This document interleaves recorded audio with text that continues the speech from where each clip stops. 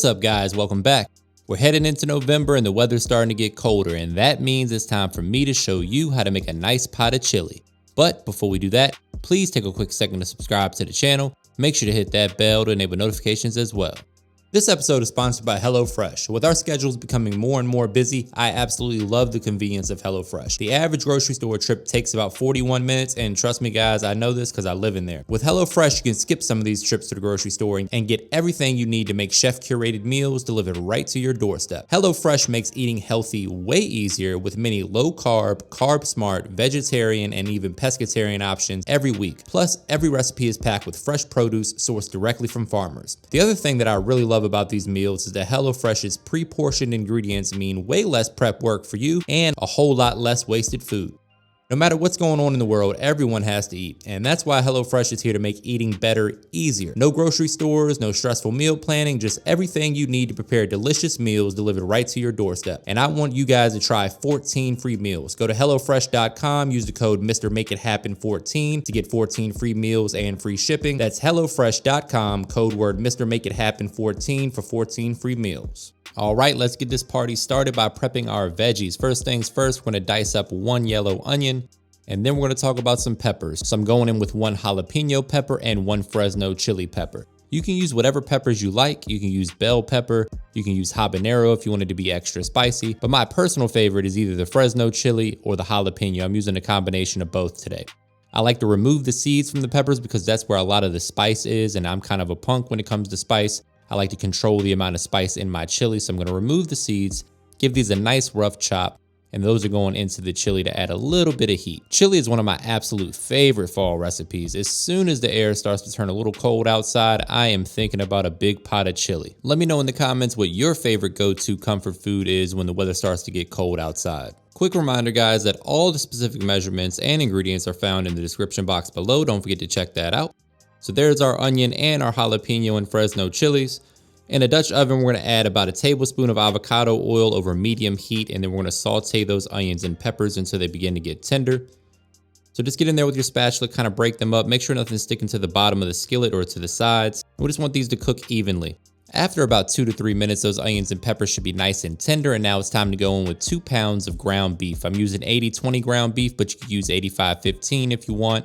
Just get in there with your spatula and break up the meat into nice small pieces. That ensures that everything gets some nice color, and color equals flavor. Speaking of flavor, let's talk about spices. We got some cayenne pepper, some cinnamon, some chili powder, some ground cumin, and some smoked paprika. As always guys, the specific measurements and ingredients are provided for you in the description box below, so don't forget to check that out. We're gonna add all of those spices, about a teaspoon or so of each. You might wanna go a little light on the cayenne. And then we're going in with some all-purpose seasoning. This is my blend of salt, pepper, garlic, and onion powder. You can use whatever all-purpose seasoning you like, or you can try mine. There's a discount code for you in the description box, so check that out as well. Then we just wanna get in there with our rubber spatula and move everything around, make sure all those flavors come together. There we go. Your house is gonna be smelling absolutely amazing. Nothing like some good chili.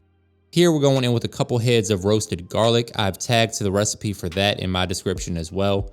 You can go in with regular garlic if you don't have any roasted garlic, but it's super easy guys. All you do is put it in some aluminum foil with some olive oil, salt, and pepper, and put it in the oven at 400 degrees for about 40 minutes.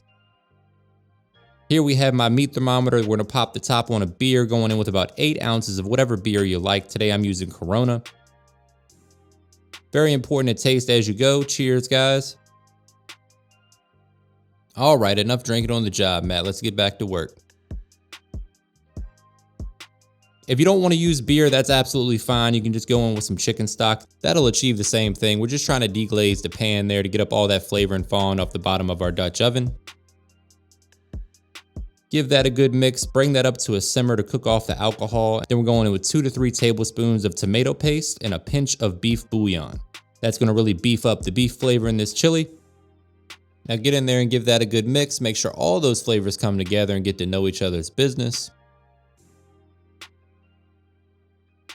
Once we have the tomato paste and the beef bouillon well incorporated, we're gonna go ahead and add in our tomato products. I'm using 28 ounces of tomato sauce, but a can or 2 of tomato soup works really well in chili also.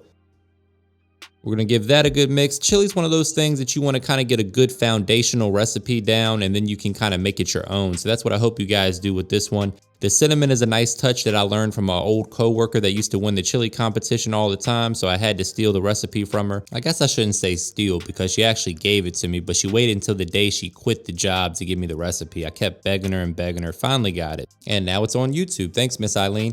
Now I'm going in with 3 different types of beans that we rinsed off thoroughly. We're using black beans, light kidney beans, and red kidney beans for this recipe.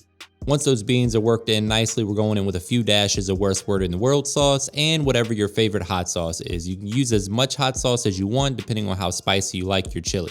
You want to give that a good mix, and then we're going to cover this with a lid and allow that to simmer on low for about an hour or so. You want to stir this occasionally just to make sure there's nothing burning at the bottom of your skillet. I like to check on the chili every 15 to 20 minutes to give it a good stir and get in there for a taste test because the flavors of the chili will evolve over time. It's important to taste as you go and adjust the flavor to your preference. And that's a great excuse to get in there and try some of the chili because your house is going to be smelling absolutely amazing. So let's go in here for a little taste test. Let's see how we're doing. Oh man, that's pretty good. Still a little ways to go. Got to hit it with a little bit more all-purpose seasoning just to dress it up a bit. That's again a blend of salt, pepper, garlic, and onion powder. Give that a good mix, and then we're going to cover that with a lid again and just let that continue to cook. The longer the better. I like to cook my chili for a couple hours usually. You can throw this in a crock pot as well, guys, and just put that on low and let that roll for 6 to 8 hours and you'll be good to go. Since we got some time on our hands, we're going to start on some cornbread muffins that always goes good with chili. We're starting with 2 eggs that we're going to give a nice whisk. Next, we're going in with some honey. All the specific measurements and ingredients for this is provided in the description box below as well. Nothing better than some chili and cornbread. I know some people use rice with their chili, but I'm a cornbread guy. Let me know in the comments what you prefer, rice or cornbread. So once we whisk in that 1/4 cup of honey into those eggs, we're going in with 1 cup of whole milk. You want to give that a good whisk as well. Make sure everything's coming together nicely. Now for our dry ingredients, we have 1 cup of all-purpose flour. To that, we're going to add 1 cup of yellow cornmeal. To that, we're also going to add a 1/2 cup of white sugar and a pinch of salt. The salt really brings out some of the flavor. We also want to add some baking powder.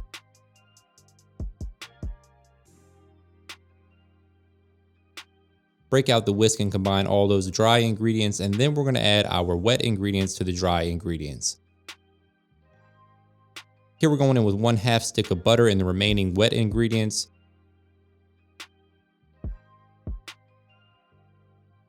You want to get in there with your spatula and fold all that together. Nothing better than some cornbread with chili, and the homemade cornbread is so much better than that Jiffy stuff. Sorry, Jiffy, but it's the truth. Here we have our muffin tin. We're going to spray this down with some baking spray just to make sure nothing sticks. Preheat those ovens to 400 degrees. Make sure you spray them adequately. We don't want any muffins sticking to the tin. Then I like to use this little 1/2 cup measure and kind of fill them about 3/4 of the way. If you overfill them, they're not going to be that pretty, but they'll still taste damn good. So just be as precise as you can about it. We're going to pop those into a 400-degree oven for about 15 minutes. And now, my friends, it's time to prep our garnish. I like to use some green onion for this, some mild cheddar or sharp cheddar, whatever you have on hand will work. You can really get creative and add whatever you like. I like to add Fritos to mine occasionally, but today we're keeping it pretty simple. We're going with the green onion, some cheddar, and of course some sour cream. Those are my 3 favorite go-to toppings for chili. Oh man, I can't wait to have a nice bowl of chili. This stuff freezes really well also, so you can make a big batch of it and freeze it. Use some leftovers for nachos, make hot dogs. We're gonna go ahead and plate this up. Get you guys a couple money shots. Gotta go down with that cheddar cheese. I like to add about a tablespoon or 2 of sour cream right in the middle. Then we're going down with the green onion for a pop of color, and it adds great flavor to the chili. Say it with me, guys, looking good. There's those muffins. We got to hit them with a little honey butter, because why the hell not? We're here for a good time, not a long time. And this, my friends, is a comfort food classic. I love cornbread and chili. This is one of my favorite dishes. There's that butter and the honey drizzle. Double money shot for you guys this episode. I have got to go in here for a taste test. Let me get in there with my spoon and mix that sour cream around so I can get the perfect bite. If you're a real one, you gotta mix the cornbread with the chili. Here we go, moment of truth. Oh man, it doesn't get much better than that, guys. Give this recipe a try. Make sure you give me a thumbs up, hit the subscribe button and that bell to enable notifications. And as always, thank you for your support.